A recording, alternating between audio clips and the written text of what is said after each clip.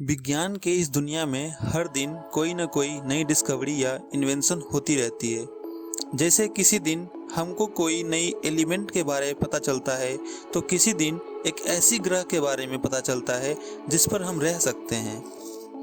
जी हाँ, साइंस इतना आगे निकल गया है कि हमें लगता है कि हम इस दुनिया के सारे रहस्यों को जान गए हैं, लेकिन असलियत में इस दुनिया में मिस्ट्रीज भरी हुई है। हम चारों ओर से मिस्ट्रीज से घिरे हुए हैं, बस हमें थोड़ा सोचने की ज़रूरत है। आज के इस वीडियो में हम इस दुनिया से रिलेटेड कुछ ऐसे ही रहस्यों के बारे में बात करेंगे और कुछ ऐसे क्वेश्चंस के बारे में बात करेंगे जिसका उत्तर हमारा साइंस और टेक्नोलॉजी नहीं दे पाया। So let's begin with the mysterious world और जानते हैं दुनिया के सबसे बड़े अनसुलझे रहस्यों के बारे में।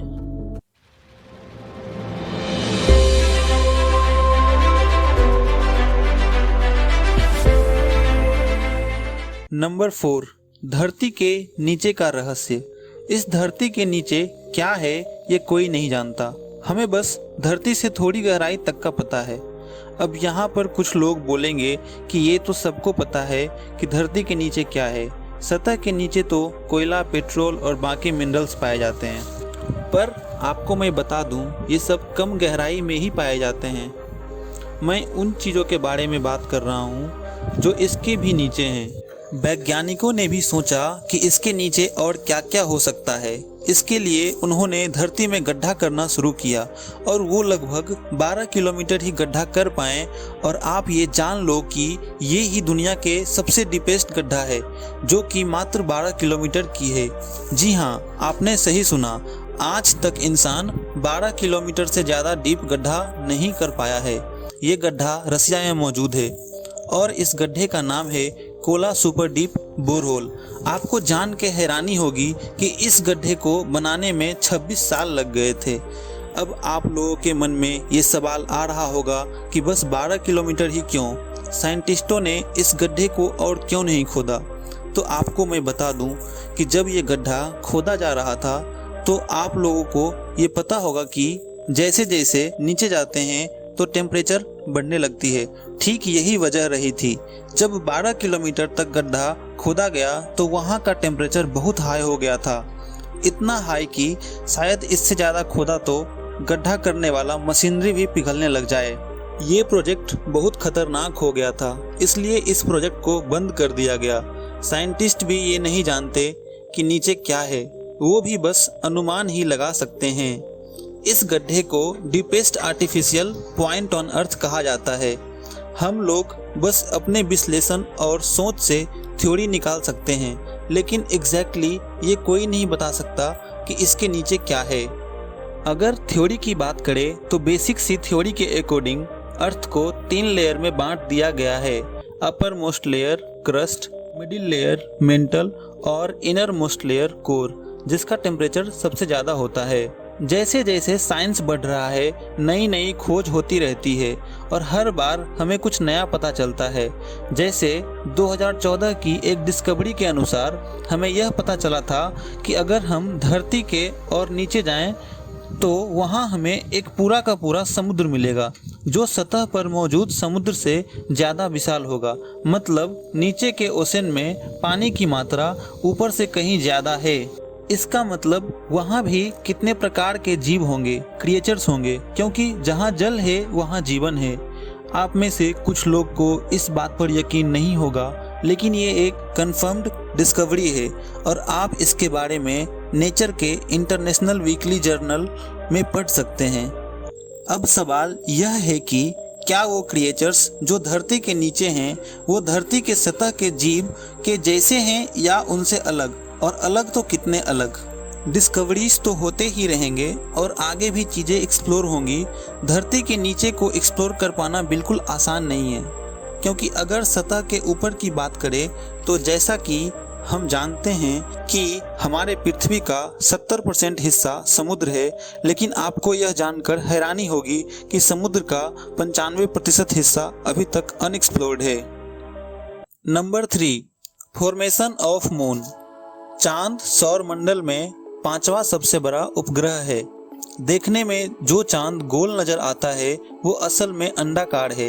ये सुंदर और आकर्षित दिखने वाले इस चांद का तापमान पृथ्वी के तापमान से बहुत अलग है। अकॉर्डिंग टू नासा यह तापमान 130 डिग्री सेल्सियस से लेकर -135 डिग्री सेल्सियस तक जाती है। पर एक सवाल है जिसका जवाब किसी को नहीं पता है कि आखिर चांद बना कैसे। How the moon was formed. जी हाँ, ये एक बहुत बड़ा रहस्य है। हाँ, आप लोगों ने थ्योरीज तो बहुत पढ़ा होगा, लेकिन ये सब बस थ्योरीज हैं और थ्योरीज तब बनती है जब हमें किसी चीज का एग्जैक्ट और एक्यूरेट आंसर नहीं पता होता है। चांद के बनने से रिलेटेड भी कई सवाल सामने आते हैं, जिनमें से कुछ क्वेश्चंस के थ्योरी मौजूद हैं। The son of Charles Darwin, George Darwin ने भी एक थ्योरी निकाला था। उनके अनुसार जब धरती नई थी तब कोई चांद नहीं था। उस समय धरती जो कि अपनी एक्सिस पर घूम रही है, जिसकी रफ्तार काफी तेज थी और धीरे धीरे ये इतनी तेज हो गई कि धरती का ऊपरी परत स्पेस में चला गया और ग्रेविटी के वजह से वो टुकड़े आपस में जुड़ के एक गोल ऑब्जेक्ट बन गई, जिसे हम चांद कहते हैं। और फिर जब वो धरती की परत अलग हुई तो धरती की स्पीड नॉर्मल हो गई। एक दूसरे थ्योरी के मुताबिक चांद कहीं और फॉर्म हुआ था और किसी समय ये धरती के करीब से गुजर रहा था, पर धरती की ग्रेविटी इतनी ज्यादा थी, धरती ने इसे पकड़ लिया और वो चांद आज तक धरती का चक्कर काट रहा है। एक सबसे popular theory giant impact hypothesis. ये थ्योरी कहती है कि कुछ लाख वर्ष पहले कई बड़े ऑब्जेक्ट धरती से टकराए थे और इस टकराव से जो हिस्से बिखर गए थे वो आपस में मिलके चांद बन गए। अब आप सोच रहे होंगे कि ये सारे थ्योरी तो अलग अलग हैं, कौन सा सही है? तो मैं आपको बता दूं, हमारा विज्ञान ऐसा ही है। जहां हमें एग्जैक्ट बात नहीं पता होती वहां बस थ्योरीज ही बनते हैं। और मून कैसे फॉर्म हुई थी एक अनसॉल्व्ड मिस्ट्री है। सिर्फ एक थ्योरी के आधार पर हम प्रेडिक्शन लगा सकते हैं कि मून ऐसे फॉर्म हुआ होगा, लेकिन एग्जैक्ट सच्चाई क्या है ये कोई भी नहीं जानता। नंबर 2, मिस्ट्री ऑफ मिस्र। दुनिया के लिए मिस्र एक अनसुलझा रहस्य है। वैसे तो यहाँ के कहानियों पर कई शोध हो चुके हैं, लेकिन एग्जैक्ट लॉजिक का पता आज तक नहीं चल पाया है।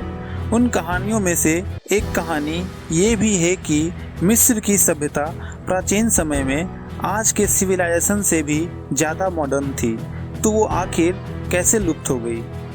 मिस्र और वहाँ के पिरामिड्स इतने मिस्टीरियस हैं कि रहस्य हमारे आज के इतिहास को चुनौती दे रहे हैं। वो कौन कौन से अनसुलझे रहस्य हैं मिस्र के, इन पर हम आगे किसी वीडियो में बात करेंगे और पिरामिड पर मैं एक डिटेल वीडियो बनाऊंगा। लेकिन अभी के लिए हम ये जाने हैं कि मिस्र इस दुनिया के अनसुलझे रहस्य में से एक है। Number 1, gravity. सुनने में ये काफ़ी अजीब लगता है कि ग्रेविटी एक अनसुलझा रहस्य कैसे हो सकता है। ये तो सब जानते हैं कि ग्रेविटी एक फोर्स है जो नीचे की तरफ लगती है, जिसके वजह से चीज़ें धरती पर रखी हुई है, और यही वो फोर्स है जिसके चलते धरती सूरज के चक्कर लगा रही है। लेकिन यहाँ हम इन सब चीज़ों से अलग बात कर रहे हैं। जी हाँ, असल मुद्दा तो ये है कि व्हाट इज ग्रेविटी। आखिर ये ग्रेविटी है क्या? एकदम फाउंडेशन लेवल का बात कर रहे हैं हम कि ये ग्रेविटी है क्या और ये काम कैसे करती है। इस क्वेश्चन को अगर आप गहराई से सोचोगे तभी इनमें आपको पॉइंट नज़र आएगा, नहीं तो कई लोगों को ये भी लग रहा होगा कि इस सवाल में कोई सेंस ही नहीं है। कई रिसर्चर्स की माने तो वो कहते हैं कि ये ग्रेविटी एग्जिस्ट ही नहीं करती है, ये बस इंसानों के द्वारा बनाया हुआ एक थ्योरी है। ये ग्रेविटी इतना कंफ्यूजिंग और इतना कॉम्प्लिकेटेड क्यों है? तो ये है उसका जवाब। इस दुनिया में 4 फंडामेंटल फोर्सेस ऑफ नेचर हैं: strong force, electromagnetism, weak force और ग्रेविटी।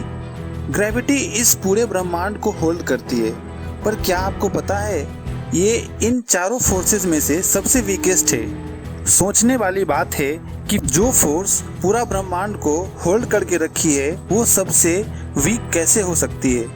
एटम एंड मॉलिक्यूल्स के ग्राउंड लेवल पर ग्रेविटी अलग ही काम करती है। शायद ये ग्रेविटी किसी अलग ही डायमेंशन यानी आयाम में एग्जिस्ट करती होगी। लोगों का ये भी मानना है कि धरती पर कई ऐसे भी जगह हैं जहां ग्रेविटी के नियम काम ही नहीं करते। पर मेन सवाल है कि ग्रेविटी आखिर है क्या और ये किस चीज की बनी है। ये एक रियल मिस्ट्री है आज तक। अगर आप लोगों को ये इन्फॉर्मेशन पसंद आया then please like share and subscribe. Thanks for watching.